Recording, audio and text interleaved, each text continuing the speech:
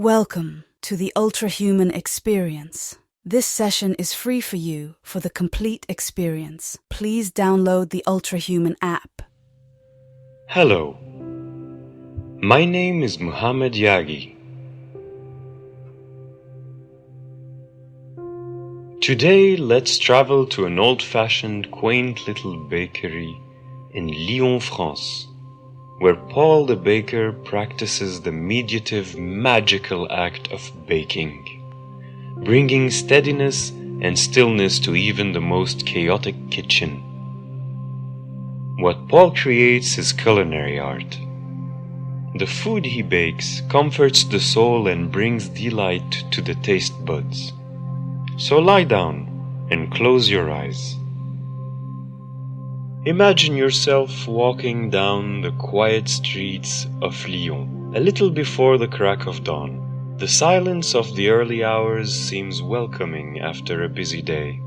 You take in a deep breath, and you notice a gentle breeze carrying the aromas of warm, buttery, handmade bread.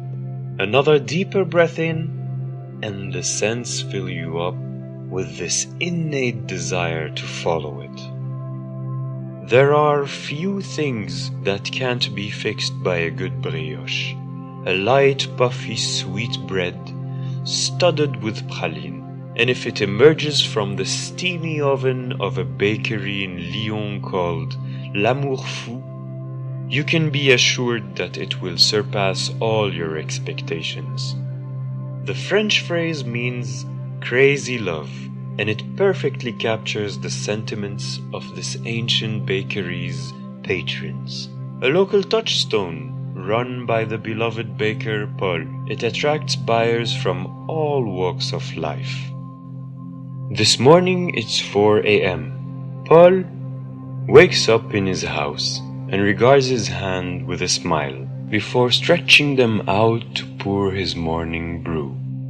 These are the seasoned and wrinkled tools of an artist who cooks and bakes in a city known as the gastronomic capital of the world. Paul is 44. His beard is often matted with flour and complements his preoccupied, faraway look. A customized mug on the kitchen counter reads, "Magic resides in the finger that knead the dough." After a quick cup of coffee, he sets off on his bicycle, making his way through sleepy streets, unhurriedly rising from slumber. It's a balmy spring dawn. The days are set to get longer. Trees are sprouting new leaves. The leafy street on which the old boulangerie and pâtisserie is tucked away comes to life before the rest of the city. The promise of fresh loaves of bread and pain au chocolat glazed to perfection serves as the city's fragrant wake-up call. The road is lined with stores, all still shuttered except for the bakery, from which a slit of light emerges, spilling out to illuminate its Art Deco exterior. It's the glimmer of the blue lights of the ovens. Paul opens the creaky mint green door of his workplace, over which hangs a red awning. He makes a dash for his apron and cap, neatly stowed in the locker. Almost as old as the French Revolution, the small bakery is packed to the rafters with vintage charm. If the lazy break of dawn could wear a scent, it would be the fragrance of L'Amour Fou. The air in the high-ceilinged bakery is warm, and the scent of bread wafts from the oven in the back. A black and white marble countertop takes center stage, stacked with bread shelves and a coffee counter in the corner.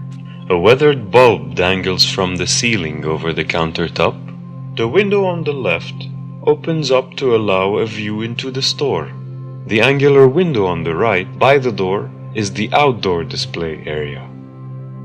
Both the canvas curtain and display change each month to reflect the colors and flavors of the baked goods.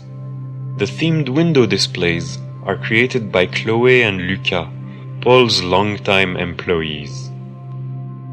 A wooden side cabinet of curiosities stands against a wall with peeling paint. It is a repository of relics from the 1800s. A glass pane allows us to look into the content of the cabinet and takes in the timeless charm of Paul's aleroom. And there are many alerooms here, for the bakery started generations ago and is a family-run business with a long tradition of culinary ingenuity. It was started by Victor and Joséphine, Paul's ancestors, who had migrated from Paris and settled in Lyon. Some of the curiosities date back to their time. In the middle shelf of the cabinet, there are biscuit cutters shaped like leaves, flowers, and animals, next to steel patty pans used to bake small cakes and tartlets. Popular for storing money and spongy delights during the Second World War, these cake tins are steeped in immense nostalgia. In the corner of the bottom rack sits an instrument with sharp spikes tethered to a wooden handle. It is called a dough docker and was used to perforate biscuit dough. A few metal icing syringes rest near a functional pie funnel. A hollow ceramic tool in the shape of a bird's open mouth. It was designed to both vent steam from inside the pie and support the pie crust. On the highest shelf, a bottle green hand-blown glass rolling pin occupies the place of pride. In the late 18th century, it was common for sailors to bring home decorated pins as gifts. Brief love poems were also painted on some of these pins.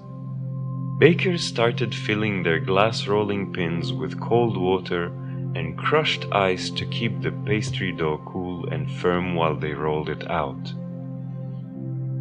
In the corner of the same shelf, a 19th century cast iron balance scale with aqua and gold painted detailing and brass weighing trays is carefully preserved.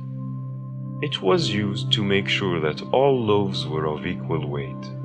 It's a reminder of the exacting craftsmanship of bakers. There are food-stained, handwritten, time-worn recipe cards on the third shelf alongside the earliest baking tools. Ivory pastry cutters decorated with carvings by lonely sailors for their wives or sweethearts. Traditional horn books are scattered across the lowest shelf. Single sheets of alphabets were mounted on wood or leather with a horn for a handle and were called traditional gingerbread molds. They served as educational tools for children. Legend has it that teachers would write passages from the Bible on these edible horn books and read them aloud to pupils. If the students repeated them correctly, honey was spread on the molds, and as a reward, they were allowed to eat the holy words. Next to these are figurines for topping birthday cakes from a more contemporary time. Chloé and Lucas bring out tray upon tray of flaky croissants as the boss inspects the result of the day's first bake-off. Paul studies a batch of loaves and pokes the skin to feel the tension. Outside the bakery, on the sidewalk, Pierre scribbles the specials of the day on a chalkboard. The list reads like a manifesto of old-fashioned Lyonnais delight.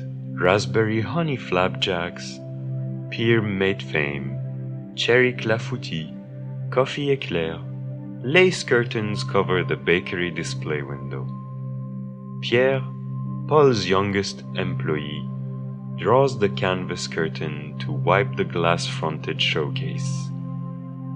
After doing that, he pulls out the empty basket of the previous day's display. He lines them with sheets of butter paper. He fills one with glistening fruit tarts, another with elegant sponge squares of lemon and lavender fondant, and the ones next to it with cork-shaped Bordeaux pastries called cannelle. He replenishes other baskets with an assortment of bread that include tall, crusty baguettes and bouncy, pillowy focaccia with cherry tomatoes as well as chocolate-salted butter buns. The sun is about to cast its golden net on the quarter, and the sky turns amber. The cozy bakery overlooks a small sitting area.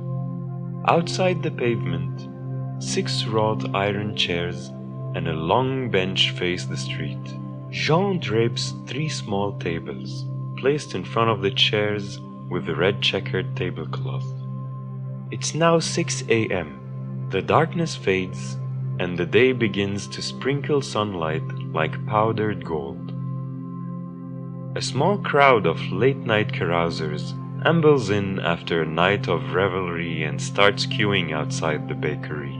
Early risers wait for the breakfast treats, cash in hand, as the line starts to wind out and snake around the corner of the street. It spills out on the pavement facing the park.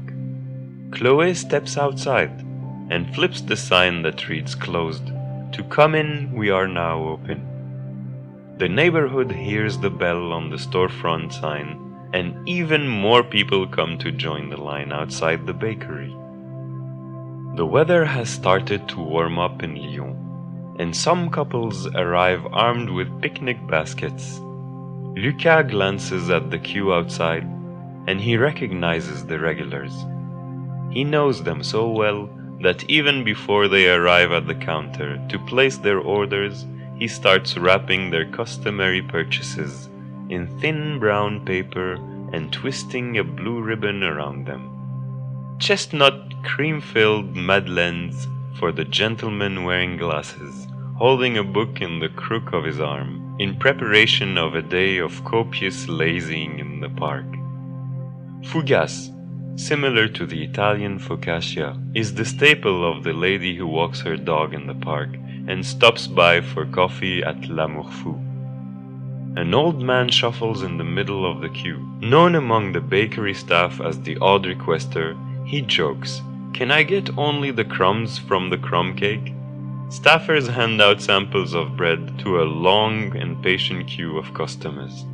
An impatient boy tears off a piece of the long baguette pitted with holes and sheathed in a paper bag that his mother thrusts in her tote bag. The French may frown on eating on the go, but they make an exception for the le quignon, the crisp-baked end of a svelte baguette, the versatile classic French bread. The baguette is a sublime accompaniment to any meal from breakfast to dinner in France. There is a story behind the distinctive slender shape of the darkly spotted, well-caramelized baguette. The word baguette means stick, or bâton. In 1920, the French law prevented bakers from working before 4 a.m., making it impossible to make traditional round loaves in time for breakfast. The long baguette solved the problem, since it could be baked faster. A long bread has a higher proportion of crust to crumb than a round one. Every morning, Paul shapes such loaves, stretching the dough across the counter with his palm, and nimbly tucking the sides of the dough under with his fingers. He then tenderly tucks each loaf of shaped dough to rest in a specially folded, floured cloth called a baker's couche, before it is baked on a hot oven stone. Boiling water is added for steaming in the metal tray in the corners. His mornings begin with the task of shaping, rising, slashing, and baking almost 100 loaves, and then mixing more dough for the following day. His light touch, cultivated over years of practice, ensures that the bread was weightlessly slashed without exerting pressure. After the first batch, he usually breaks one open with his hands, bringing his nose as close as possible to it, inhaling and then breaking into a grin. A flurry of activity unfolds inside the bakery, beyond the delivery counter. The heavy brass cash register starts filling up. Coffee cakes and large orders go in square boxes, and items like cream-filled eclairs and cookies in deeper rectangular boxes. Cake and cookie decorators are at work at the center, an area known as the front shop, which is separated from the counter and display area by 6-paneled country French divider screen. While Paul handles the back shop, his cousin Bill and Amélie helm the affairs in the front shop.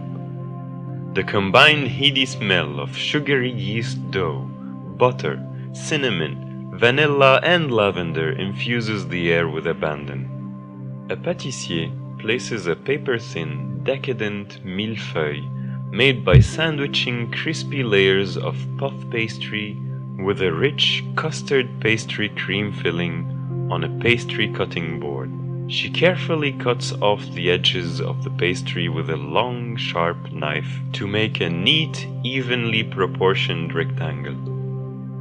Another professional levels a cake with a serrated bread knife on a turquoise cake turntable.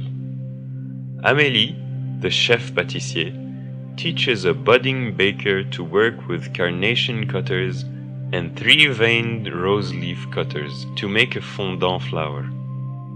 A girl creates intricate patterns on a wedding cake with a steady hand. She checks the temperature of the large bakery refrigerator. Bill spoons the batter in a bowl, evenly into muffin cases, filling each one to about 2/3 full. A batch of too hot to touch muffins arrives on the table next to him. Bill inserts a skewer in one of them. It comes out clean. He brushes the layers of a cake with syrup to keep it moist while the cupcake cool in their tins. He then turns them out onto a wire rack to cool further. Another girl covers a fruit cake with marzipan. A group of interns takes pictures of cakes ready for delivery. It's 8 a.m. Shafts of light stream in through the bakery's windows and gather in isolated pools on the floor. A narrow stairwell leads to a busy basement kitchen where half a dozen bakers are hard at work, scurrying frantically in a state of well-orchestrated chaos. A jumble of whisks, giant bowls, kneading boards, measuring spoons and metal pans are strewn across the space on smooth-topped wooden tables. People stir huge pots. Heavy trays hot from the oven, or as the French say, fraîchement sortis du four, are passed on till they reach the front shop with an accompanying call to the tune of "Hot stuff coming through." It's a delicious cacophony of oven doors being slammed open and bread trays yanked out on their rollers. Bread dough is shaped into loaves by hand, and proofing baskets are generously dusted with flour. The lively activity is visible through the doorway. The kitchen is largely devoted to yeast product processing. Next to it is the oven room with a high ventilation window, where sweaty bakers covered with flour talk loudly over the noise of the equipment. The majority of the space is taken up by the cast iron stove. The air is dense with a fog of floury white air. A man sifts flour and another weighs it and fills the stand mixer. Paul's once blue collar peeking out of his apron is chalk white. He pulls a rack of toasted golden baguettes from the oven. Croustillant, he says. It's a French description of the melding crusty and crunchy. The bubbly, uneven center is agreeably warm. So basic, yet so delicious. Lucas ferries them to the display window, while Paul separates the egg whites from the yolk. Among flour, butter, and sugar, he feels a sense of peace. Paul likes his solitude to work on his own recipes. The back room, not larger than a closet, behind the kitchen, serves as his private experimental kitchen, where he unhurriedly tinkers around with ingredients, mindfully perfecting his art. He prefers baking to cooking because the long-drawn, step-by-step affair slows him down. It calms his nerves and instills a sense of patience. The wait for the yeast to work, the dough to chill, and for the oven to yield a finished masterpiece centers him. The repetitive motions involved in kneading, mixing, measuring, and cake decorating soothe his senses. Waiting for the flour to rise and standing by while it bakes give him the time to reflect. He pays meticulous attention to the slow first rise of the dough, called le pointage, preferring to avoid high-speed mixers as much as possible. Mid-morning light bounces off the countertop. It's 11:30 a.m., and Paul reaches for a jar of sourdough starter. Also called levain, it is a fermented dough filled with natural wild yeast and a bacteria called lactobacilli. The starter leavens the sourdough bread and lends it the classic sour taste. Paul has never switched from levain to commercial yeast in order to shorten the bread-making process. He is in awe of wild yeast, present in all flour that gives bread a complex, sturdy texture, making it more enjoyable to chew. He had combined the flour and water and let it sit for a few days. Today, the wild yeast is bubbly and billowy and has doubled in bulk. As the frothy, ripe sourdough rises, his doubts settle down. Paul still feels a childish delight in participating and responding to the dough's changes. Paul does not take many breaks. He moves around with agility, but works in slow motion. Tough to please, everyone in the bakery craves Paul's approval. They breathe a sigh of relief only when the boss baker says, "Ah, c'est bien." Someone places hot croissant and green tea on a stool next to him. The back room is full of unwashed mugs. Paul looks up briefly to thank whoever it was who brought his tea, wipes his hand on his apron, and picks up the warm tea before he touches the food. He exits his den and enters the kitchen area. He introduces a novice baker, Robin, to the formal process and the rigors that come ahead of the actual baking. It's time for mise en place, literally putting in place, measuring and assembling ingredients in advance. Paul considers the practice crucial to baking success. It's at this stage that measuring out, washing, chopping, and placing ingredients in individual bowls up to the point of baking takes place. The oven is preheated. It's the stage that declutters a baker's mind space, allowing one to put together only what's needed from baking mats to parchment paper, bringing a sense of order to the chaos. This is the time to mind the temperature of ingredients and equipment. In some recipes, for instance, butter needs to be softened to room temperature before beating it. The next step is kneading. Despite Paul's wiry frame, he lifts huge sacks of flour without a sign of strain, before emptying them in a steel basin and pours water into it. Bread is sacrosanct for Paul. His devotion to the painstaking process is evident in his choices. Paul sources his flour from a farm in Auvergne. He also demonstrates what he does best: kneading by hand. Baking is handwork, and Paul loves its rhythm. He finds it gratifying as he rolls up his sleeves and concentrates on how each step feels. He digs his hand into the flour as he presses and squeezes the ingredients together with butter. As it gets lumpy, the fragments form a mosaic of misshapen ingredients. He squishes the mixture together with his hands until the flour is fully absorbed. As Paul kneads and folds, the mountain of dough blends into a solid mass that he cups in his hand. He passes the dough onto the group, ready to make orange-scented biscuits. The dappled light in the kitchen reveals that it's getting darker. It's 4:30 p.m. and it's time for a goûter. This ritual is to the French what high tea is to the British.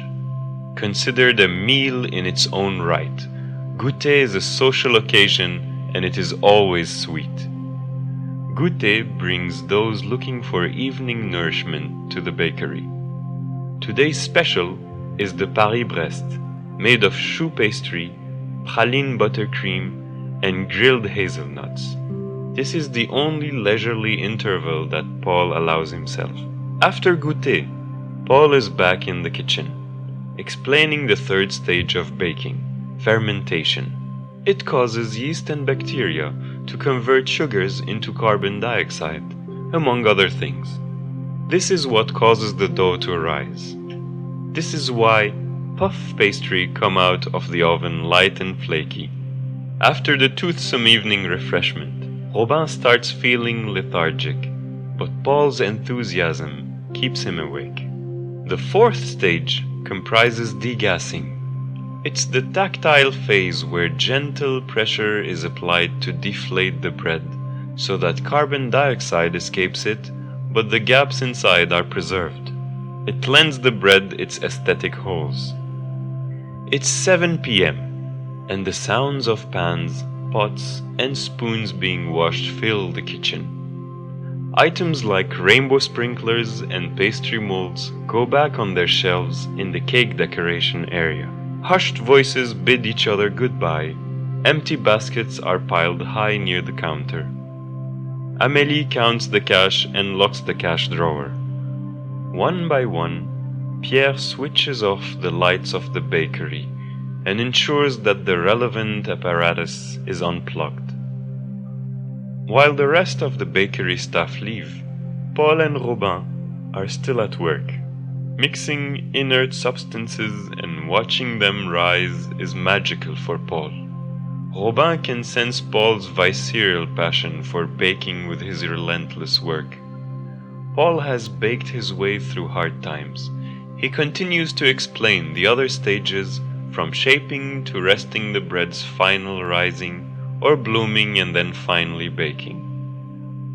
Paul's journey has been as long. From cleaning the back shop to working as a dishwasher at 17, Paul moved to bench work in his 20s and then progressed to learning the oven at 22. The staff has finished cleaning the kitchen. Held in high regards for his long working hours, Paul's store light is on in the back when the rest of the quarter is dark. It's 9:30 p.m. and a very tired and sleepy Robin heads back to his house. Paul's eyelids are also heavy. In the vacant, dimly lit basement kitchen, Paul sits down with a mug of comforting hot chocolate. His eyelids are heavy with sleep. He decides to call it a night and sleep in his den, the back room. He takes off his apron and shakes it out. Crumbs and particles of bread and pastry descending to the floor. The words on the apron are finally visible. Life is what you bake it. The faint aroma of vanilla and cinnamon still lingers in the bakery. Paul rests his head on the futon and promptly falls asleep. Good night and sweet dreams.